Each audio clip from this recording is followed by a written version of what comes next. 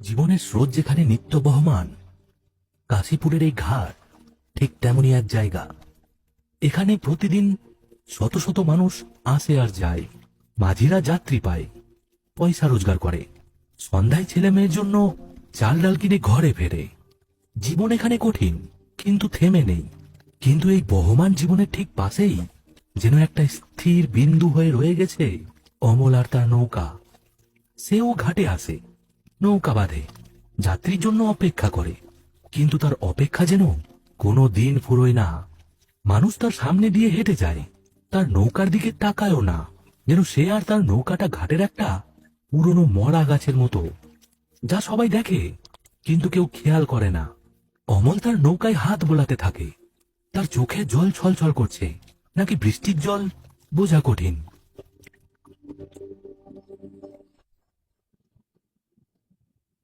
এমনই একদিন অমাবস্যা রাতে আকাশে মেঘ তখন চারিদিক ঘিরে ধরে আছে, কখনো কখনো বিদ্যুৎ পড়ছে।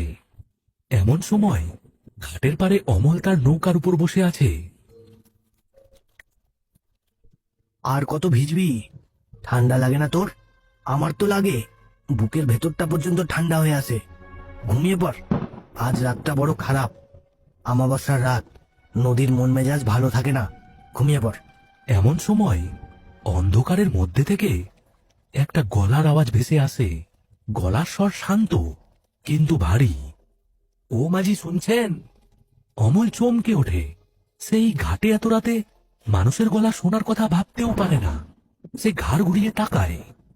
অন্ধকারের কারণে ঠিক মতো দেখাও যায় না। একটা ছায়ামূর্তি দাঁড়িয়ে আছে বলে মনে হয়। ঘাট বন্ধ, পারাবার হবে না, অন্য ঘাটে চলে যান। ছায়ামূর্তিটা ধীরে ধীরে এগিয়ে এসে লণ্ঠনের স্বল্প আলোয় দাঁড়ায়। একজন বৃদ্ধ, পরনে সাদা ধুতি পাঞ্জাবি, কাঁধে একটা কাপড়ের ঝোলা।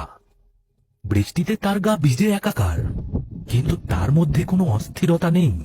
মুখটা অসম্ভব শান্ত। এই দুর্যোগে 10 ক্রোশ হেঁটে অন্য ঘাটে যাব? তাছাড়া এই নদীর তো আর কোনো ঘাটই নেই। আপনি তো এখন একমাত্র মাঝি। বললাম তো পার হবে না। 10 বছর ধরে বন্ধ, কানে কথা যায় না। যান এখান থেকে। 10 বছর? সে তো অনেক লম্বা সময়, কিন্তু আমার যে ওপারে যাওয়াটা বড্ড জরুরি মাঝি। বড় বিপদে পড়ে এসেছি। আপনার বিপদ দিয়ে আমি কি করব? আমার নিজের বিপদই আমি সামলাতে পারি না। অমল অন্যদিকে মুখ ঘুরিয়ে নেয়। তার হাবভাব স্পষ্ট যে সে আর একটা কথাও বলতে রাজি নয়। ভাড়া যা চাইবেন তাই দেব, দ্বিগুণ তিনগুণ। মানুষের বিপদে সাহায্য করলে ঈশ্বর মুখ তুলে চান। ঈশ্বরের কথা শুনে অমলের মুখটা আরো বিকৃত হয়ে যায়। সে তাচ্ছিল্যের সঙ্গে হাসে। ঈশ্বর? তিনি আবার কার দিকে মুখ তুলে চান? আমার দিকে তো কোনোদিন চাননি। আপনার দিকে চেয়েছেন যখন, তখন তাকেই বলুন আপনাকে পার করে দিতে। আমার নৌকা মানুষ পার করার জন্য নয়। হ্যাঁ, নৌকা তবে কিসের জন্য? ঘাটে বেঁধে রাখার জন্য? দেখুন বাইরে ঝড় বৃষ্টি বাড়ছে, দয়া করুন। একজন সমস্যায় পড়া মানুষকে ফিরিয়ে দেবেন না? অমল লোকটার দিকে কিছুক্ষণ তাকিয়ে থাকে। লোকটার শান্ত স্থির চোখ দুটোয় এমন কিছু একটা আছে যা তাকে অস্বস্তিতে ফেলে দেয়। সে সাধারণত এতটা বিচলিত হয় না। বললাম তো আমি পার করি না, আমার একটা সমস্যা আছে। কি সমস্যা? অমল এবার চিৎকার করে বলে। সেটা আপনাকে বলতে হবে নাকি? যান বলছি, নইলে কিন্তু ভালো হবে না। বৃদ্ধ লোকটি একটুও বিচলিত হন না। তিনি তার ঝোলা থেকে একটা ছোট পুটুলি বের করে বলেন, আমার কাছে কিছু নারকেলের নাড়ু আছে। আমার স্ত্রী বানিয়ে দিয়েছিল, বড্ড ভালো বানায়। একটা খেয়ে দেখবেন, মাথাটা ঠান্ডা হবে। অমল অবাক হয়ে যায়। সে ভাবে এই লোকটি কি পাগল? সে এত অপমান করছে আর লোকটা তাকে নাড়ু দিচ্ছে। সে কিছু বলতে গিয়েও থেমে যায়। লোকটার সরলতার কাছে তার রাগটা কেমন যেন জল হয়ে যায়। আমার এসব ভালো লাগে না। না খেয়েই বলে দিলেন? কি নেবেন না? কিন্তু আমাকে তো ওপারে যেতেই হবে। আপনি ছাড়া যে গতি নেই। কথা দিচ্ছি, আপনাকে বিরক্ত করব না, চুপচাপ বসে থাকবো।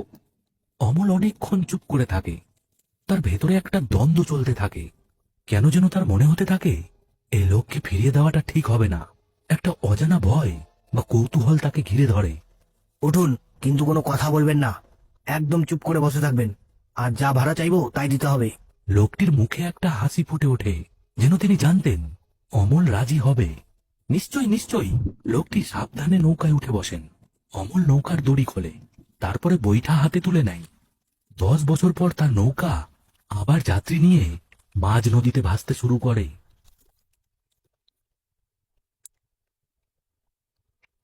টিপ টিপ বৃষ্টি তখনও ঝরছে। কিছুক্ষণ পর তারা মাঝ নদীতে এসে পৌঁছায়। নৌকা ধীরে ধীরে এগুচ্ছে। চারিদিকে ঘুটঘুটে অন্ধকার। নদীর জল কালো কাচের মতো স্থির। বৈঠা ফেলার ছপ ছপ শব্দ ছাড়া আর কোনো আওয়াজ নেই। অমল এক মনে বৈঠা বেয়ে চলেছে। তার মুখ পাথরের মতো কঠিন। 10টা বছর কম সময় নয়। এই 10 বছরে অমল একবারও তার নৌকার মুখ ওপারে নেয়নি। কিন্তু আজ সে এগিয়ে চলেছে। তার বুকের ভেতরটা কেমন যেন ফাঁকা ফাঁকা লাগছে। একটা অজানা ভয় তার শির দ্বারা বেয়ে নামছে। তার ঠিক উল্টো দিকে লোকটি চুপ করে বসে আছেন। তার চোখ বন্ধ, যেন ধ্যান করছেন। কিছুক্ষণ পর বৃদ্ধ লোকটি চোখ খোলেন।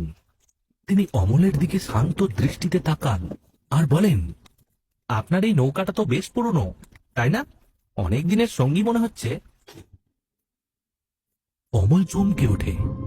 লোকটা কথা না বলার প্রতিশ্রুতি দিয়েছিল। সে বিরক্ত চোখে তাকায়, কিন্তু কিছু বলে না। লোকটি নিজের মনেই বলছেন, পুরনো জিনিস বড্ড মায়া ধরিয়ে দেয়, ছাড়তে চাইলেও ছাড়া যায় না। আপনারও ঠিক তেমনটাই হয়েছে নিশ্চয়ই। এবার অমল বৈঠা চালানো থামিয়ে দেয়। সে তীক্ষ্ণ চোখে লোকটির দিকে তাকায়।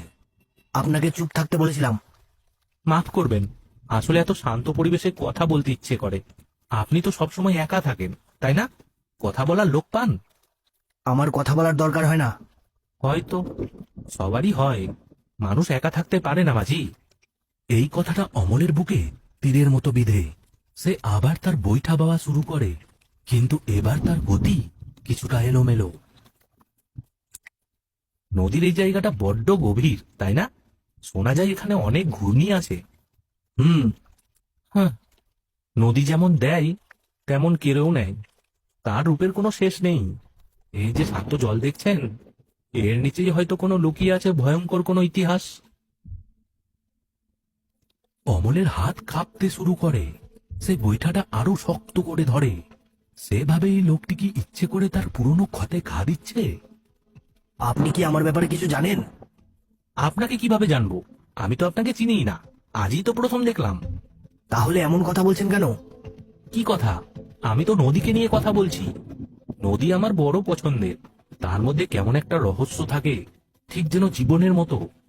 উপরে একরকম, ভেতরে আরেক রকম।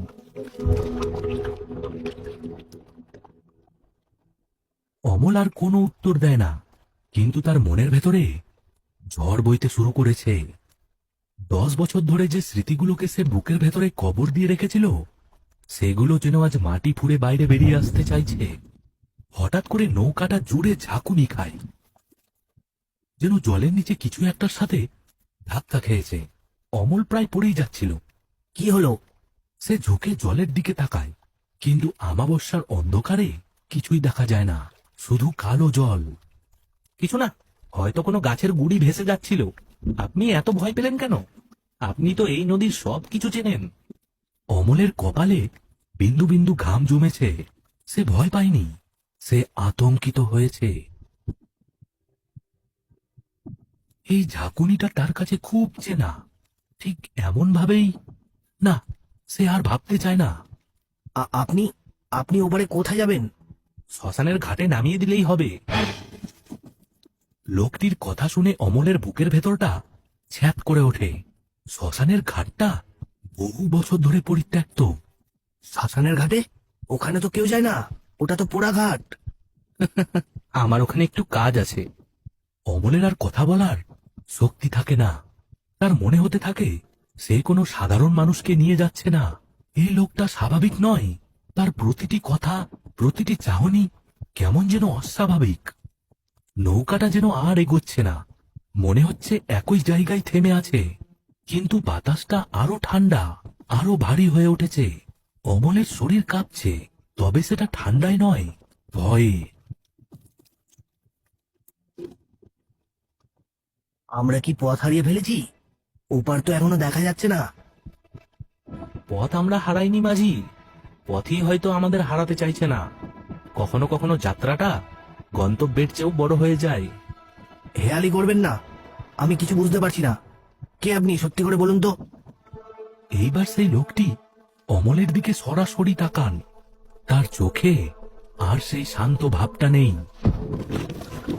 কেমন একটা করুণা আর বিষাদ মেশানো দৃষ্টি। আমি কে সেটা বড় কথা নয়, বড় কথা হলো আপনি কে মাঝি? আপনি কি নিজেকে চেনেন? এর মানে কি? আমি অমল, এই ঘাটের মাঝি। কতদিন ধরে আপনি এই ঘাটের মাঝি? সে অনেক বছর। আমার বাবাও মাঝি ছিলেন, তার কাছ থেকেই শেখা। না, আমি সেই সময়ের কথা বলছি না। আমি জিজ্ঞেস করছি, শেষ কবে আপনি নিজেকে আয়নায় দেখেছেন? শেষ কবে পেট পুড়ে ভাত খেয়েছেন?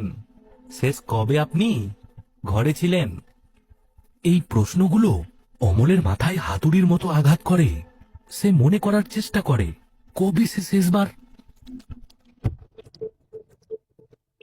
তার কিছুই মনে পড়ে না। তার জীবনটা যেন একটা ধূসর ক্যানভাস, শুধু একটাই ছবি স্পষ্ট, এই নৌকা, এই ঘাট আর এই নদী। আমার আমার ঠিক মনে নেই। স্মৃতি বড়ই ভয়ঙ্কর জিনিস অমল। কিছু স্মৃতি আমাদের বাঁচিয়ে রাখে, আর কিছু স্মৃতি আমাদের মেরে ফেলে।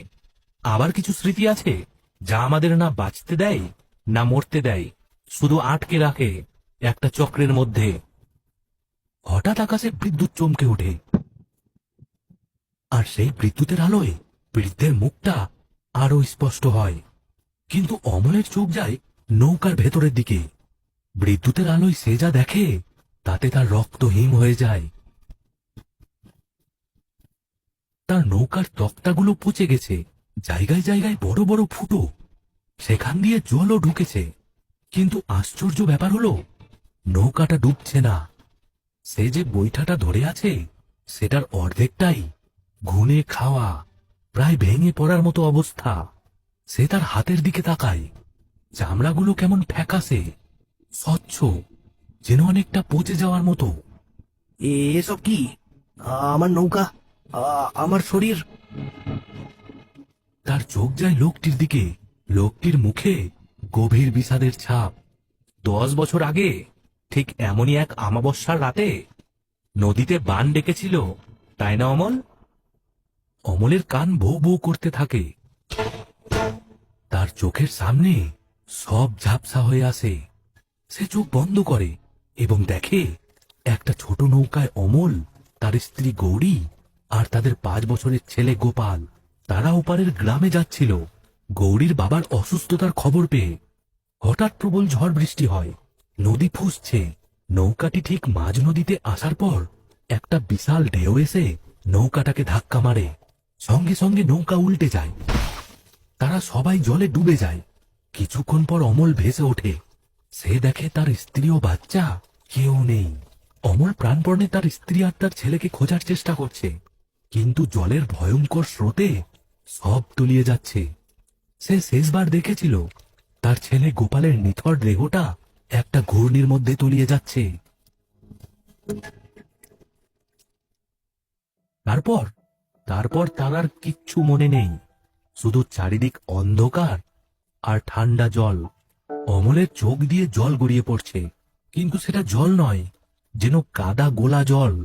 সে হাউমাউ করে কেঁদে ওঠে। আমি আমি তো ওদের বাঁচাতে পারিনি। গৌরী, গোপাল, তারা সবাই মারা গেছে। সে তার নিজের দিকে তাকায়। তার শরীরটা ক্রমশ স্বচ্ছ হয়ে যাচ্ছে।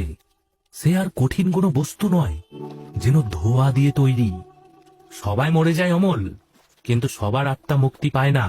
তীব্র শোক, তীব্র কষ্ট আর অপরাধবোধ আত্মাকে এই পৃথিবীতেই বেঁধে রাখে। তুমি তোমার স্ত্রী আর সন্তানকে হারানোর শোকটা মেনে নিতে পারোনি, তাই তোমার আত্মা এই নদীতে, এই মরা নৌকাতে আটকে গেছে।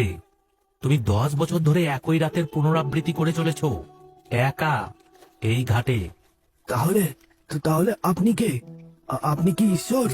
আমাকে মুক্তি দিতে এসেছেন? লোকটি মৃদু হাসেন। ধীরে ধীরে তার শরীর থেকেও একটা নরম আলো বেরোতে শুরু করেছে। আমি কেউ নই অমল, আমি তোমার স্মৃতিরই একটা অংশ, তোমার ভেতরের সেই অংশ যে মুক্তি চায়, যে তোমাকে বোঝাতে চায় যা হয়ে গেছে তা হয়ে গেছে, এবার তোমাকে এগিয়ে যেতে হবে। কোথায়? আমি কোথায় যাব? লোকটি কোনো উত্তর দেন না। তিনি ধীরে ধীরে আলোর সাথে মিশে যেতে থাকেন। তার অবয়ব মিলিয়ে যাওয়ার আগে শেষবারের মতো বলেন, যেখানে তোমার গৌরী আর গোপাল তোমার জন্য অপেক্ষা করছে। লোকটি মিলিয়ে যায়। চারিদিক আবার সেই ঘুটঘুটে অন্ধকার। অমল নৌকার মাঝে একাই বসে থাকে, কিন্তু এবার সে বৈঠা চালাচ্ছে না, সে স্থির হয়ে বসে আছে। হঠাৎ করেই সে একটা বাচ্চার হাসির শব্দ শুনতে পায়, খুব চেনা হাসি, গোপালের হাসি। সে তার পচা ভাঙা নৌকার দিকে তাকায়। মরা নৌকা। সে এতদিনে নিজের আর নিজের নৌকার আসল পরিচয় পেয়েছে। তার ছায়ামূর্তি ধীরে ধীরে ভোরের প্রথম আলোর সাথে নদীর কুয়াশায় মিলিয়ে যায়।